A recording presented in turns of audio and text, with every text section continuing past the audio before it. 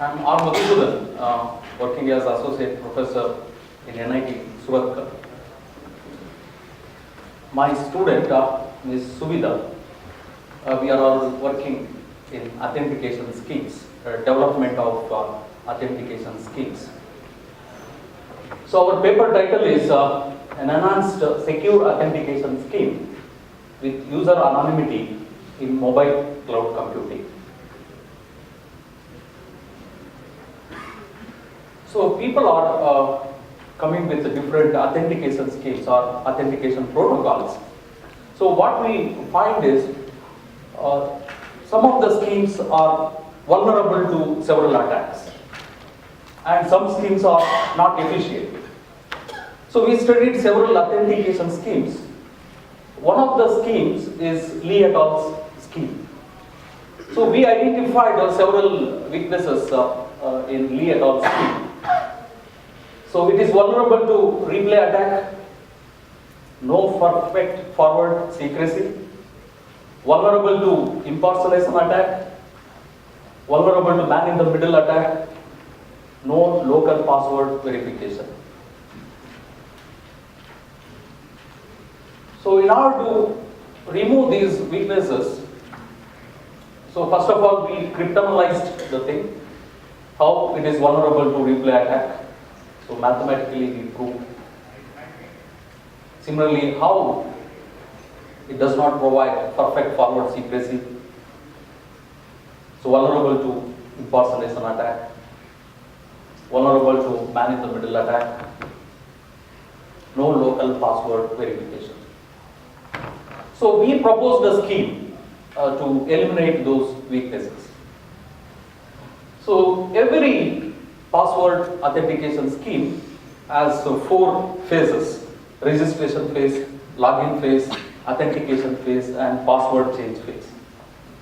So in the registration phase, we are talking about the mobile user. So he selects identity and password and he sends these information to the home agent.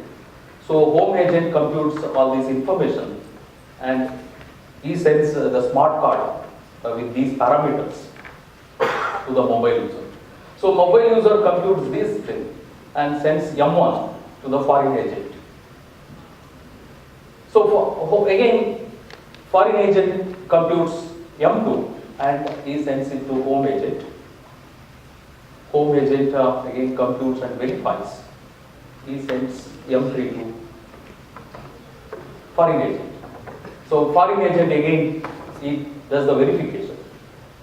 So that's how the mutual authentication takes place. So again, foreign agent sends M4 to the mobile user.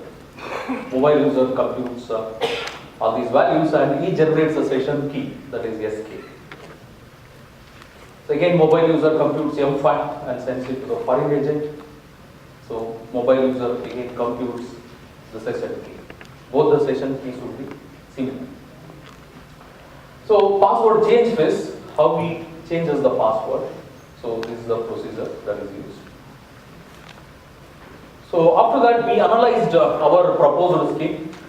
So we are providing security against replay attack, perfect forward secrecy, security against man-in-the-middle attack, security against impersonation attack. So user anonymity is protected.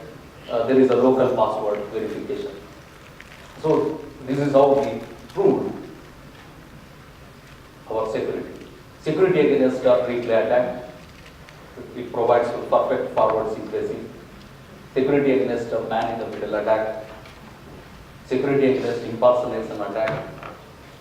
Security against, this is continued. So user anonymity is protected. There is a local password verification.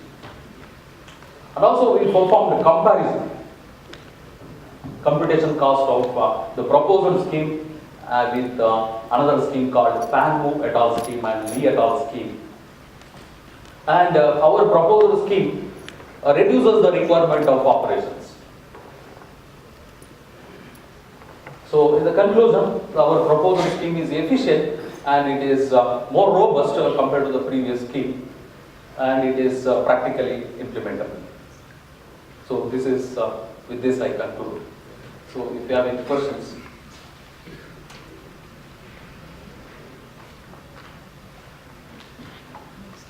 Questions, please. Questions, please. Okay, then I have small questions here.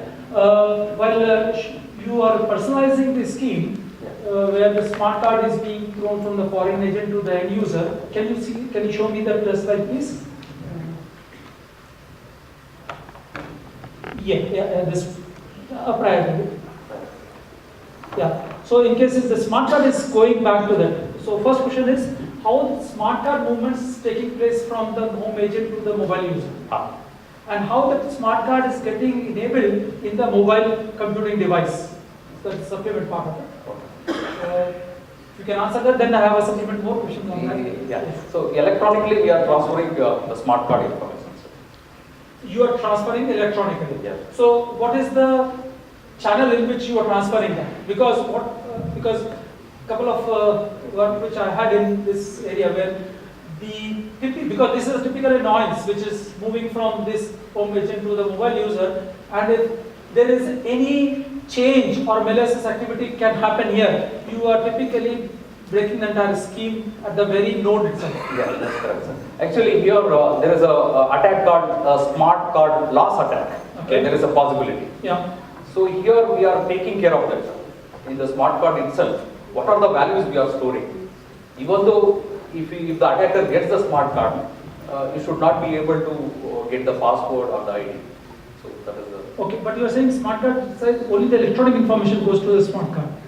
Yes, sir. So if this information goes on the open channel, there is a possibility that this information can get mutilated or can be changed. Yeah, that's what, sir. That is called the smart card loss attack. Okay. So that we are taking care of with the what are the parameters it should be there in the smart card.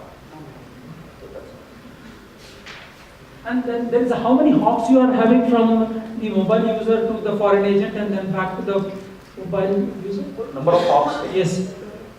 Number of hops actually from mobile user to the foreign agent, agent to the home agent. Yes. Around 3 to 4. I am not counted correctly. Okay. Around 3 to 4 hours. Okay. Possibly you can take some clues so that you can avoid as minimal possible the number of hops. Because the scheme will qualify to be a better scheme if the number of hops one and the number of parameters you are transmitting either from this end or that end, if they are minimized, possibly that makes the scheme much more helpful and appreciable by the community and adapted to the or useful to the community. Definitely, sir. I will accept your suggestion. So good, we had a good session on paper. Let's thank the speaker.